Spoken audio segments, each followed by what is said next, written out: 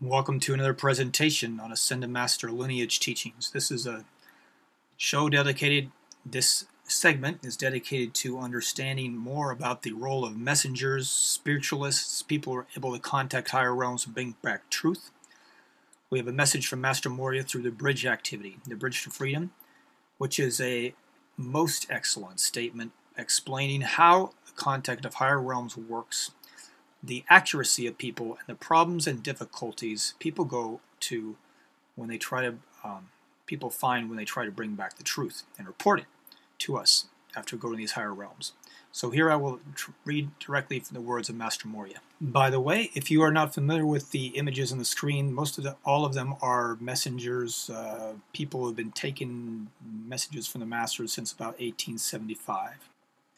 I'll probably go into more on these in the future in specific shows dedicated to each one. These are the words of Master Moria. Every life stream perceives the universe around him through his own energy, his own bodies, his own developed faculties such as the senses of hearing, seeing, and smelling, etc. This is also true to the consciousness within the individual which is enabled to rise, and from which the electronic body perceives the truths of the inner spheres.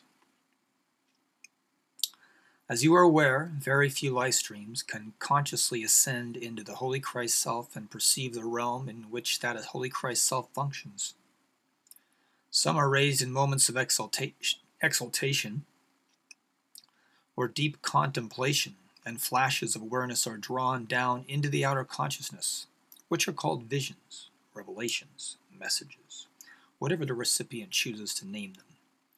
The amount of truth which the consciousness perceives will be determined by several factors. First, by the height to which the conscious mind can rise without losing continuity of thought and awareness. The higher the consciousness goes, the less it can distinguish in the blazing light. I'll read that again. The higher the consciousness goes, the less it can distinguish in the blazing light, and often it appears to faint or black out if attempting such an experiment without the assistance of a master. This amount of truth which the consciousness perceives is also determined, secondly, by the development of the inner bodies, all of which have access to a particular strata or level in the sphere or height in which they function. For instance, the emotional body lives in the realm of feeling, and every man perceives this great realm through his own emotional faculties, even as everyone perceives the world of form through the physical faculties he has developed, some seeing great beauty, others distorted forms, some hearing the music of life, others dissonance. Some are able to discern truths in the realm of the lower mental consciousness through a well-trained mental body. Others, when called upon to use the mental body, fall asleep. The consciousness, when forced to exert effort beyond its development in any of the bodies, always resorts to escape mechanism of sleep or fainting. Spiritualists have learned to enter the finer substance of the etheric world through controlling the senses and focusing the consciousness in their etheric body. The spiritual development of such individuals determines the type of disembodied consciousness they can contact. These people contact presences which dwell in various realms and report their worlds and their messages as truth. It is, of course, the partial truth, for the consciousness each contacts is only as evolved as their personal development allows them to comprehend. I'll repeat that. It is, of course, partial truth. For the consciousness each contacts is only as evolved as their personal development allows them to comprehend. Although the mass of mankind has limited the use of the faculties in the physical world, and a more or less varied use of these faculties of the emotional and mental worlds, the group who have developed the use of the etheric body is considerably smaller. And of these, 9 of 10 are unreliable in their reports because they are unable to rise out of the substratas, the levels of the lower etheric realm. They have developed this faculty through past lives, and they are mostly responsible for the foolish reports that mark spiritualism as a danger and hazard, rather than as a research which it was primarily intended to be, handled scientifically from the standpoint of locating the souls of men and assisting them out of chains of human consciousness by intelligent education. Now, eliminating all the foregoing, the few remaining who have gained sufficient development to rise consciously through this vehicle, through the etheric vehicle, into the higher mental realm, become the messengers of the higher spheres. They, too, can only report what they can perceive through the use of the faculties of their own Holy Christ self, nothing more. Everyone's Holy Christ self is no more equally developed than it is everyone's causal body or everyone's presence. For example, the causal body of Sanakumara is greater than that of the Ma Chohan, and the Ma Chohan is a greater causal body than mine. This is Master Moria speaking. In like manner, Sanakumara can perceive more of truth than the Ma Chohan, and he more than I. Each reports truth as perceived by his ever-growing, ever-refining faculties, and it is only the degree of truth that differs. However, all who have achieved the ascension report only truth.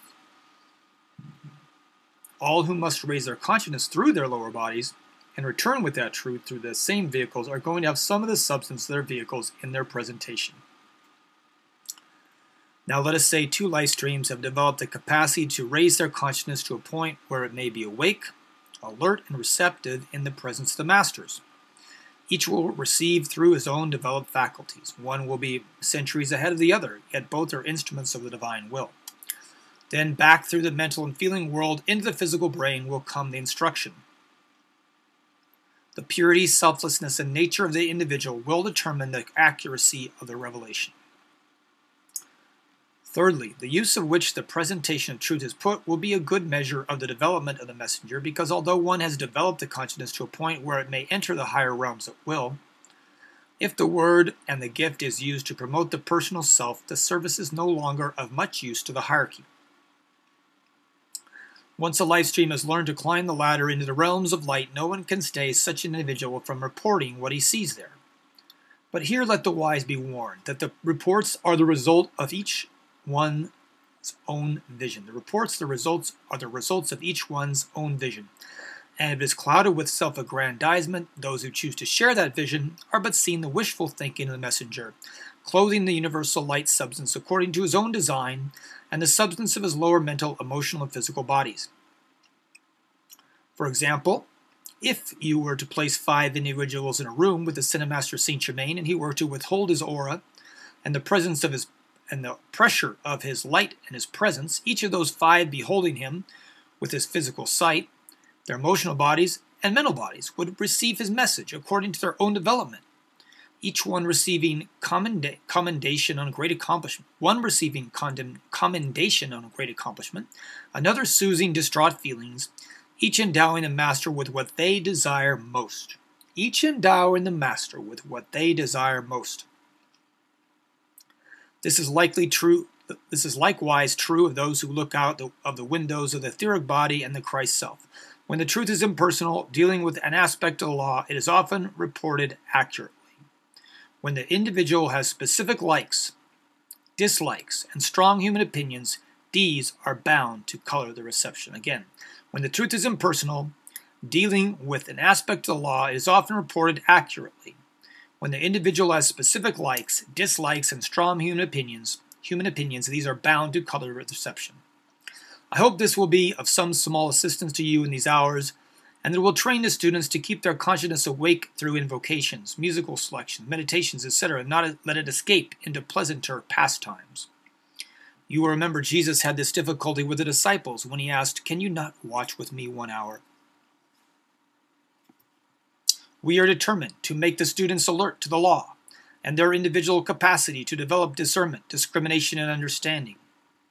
So those are the words of the Cinemaster El Moria through Geraldine Innocente in the Bridge to Freedom activity in the 1950s, trying to clarify some of these confusing things about who's speaking truth, and is a person always speaking truth if they have some truth, etc. So I apologize for my somewhat stilted reading. I'll try to improve that, the grace of God, and I look forward to hearing from you perhaps. If you'd like a text transcript of this, do let me know at libertysun11@yahoo.com. Thank you.